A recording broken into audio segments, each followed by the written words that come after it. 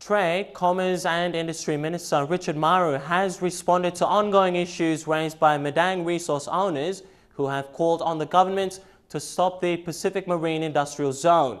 Minister Maru said today that the government will build the PMIZ. He dispelled claims of potential environmental damages, saying he personally visited industrial zones in the Philippines and there are measures to treat waste from the 10 proposed canneries. Maru's response comes after resource owners petitioned the government to stop the project last Tuesday. Our reporter Bethanie Harriman has been following issues arising from the Madang PMIZ, and he brings us tonight's EMTV News special report. The proposed Madang Pacific Marine Industrial Zone, or PMIZ, debate has stretched over a decade. The issue has continued from the Sumare term of government to the O'Neill-Dion government. Customary landowners have been raising concerns about environmental damage and equal participation when the project begins. Madang, the waterways and the islands and its natural beauty is so important to me, personally as minister, and also to our government. Trade, Commerce and Industry Minister Richard Maru says the Pacific Marine Industrial Zone will be built on land that belongs to the government, bought off from RD Tuna Canneries. The land was initially acquired by the Catholic Church, first owner, and converted into plantations. The land was later bought by RD, second owner. And the state spent millions to buy the land from RD. So really when you talk about land, who is the landowner? There's no landowner. Government is the landowner. People forget that. Government is the landowner.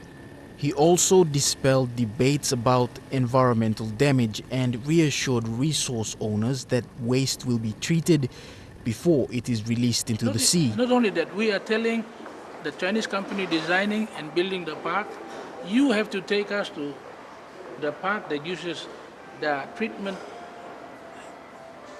and sewage system that you are designing.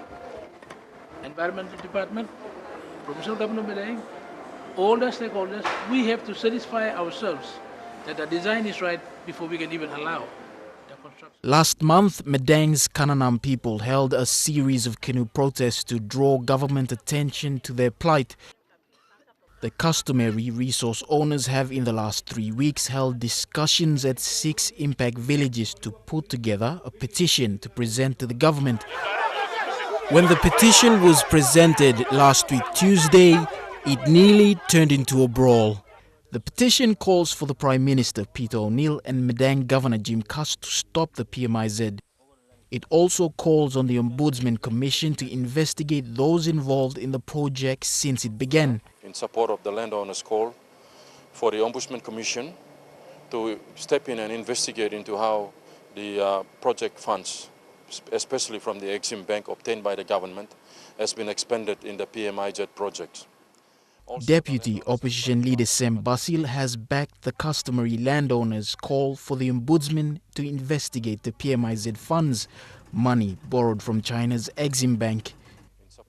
The Deputy Opposition Leader has also raised concerns about the legal processes agreed upon during the deal with the Chinese Exim Bank. The financier, the Exim Bank, under the conditions that the government have signed, that anybody wants to take any legal actions against them must be done in China. And I really think once again... Basil's support comes after that of Sumka MP Ken Fairweather, who has been going against the idea since it was tabled in 2000. I find it fascinating that the government can borrow money from China to let the Chinese build it and then rent it back again, all provided by the state. Trade, Commerce and Industry Minister Richard Maru says the Pacific Marine Industrial Zone project will continue, though the Prime Minister Peter O'Neill hasn't officially responded to petitions given by customary resource owners.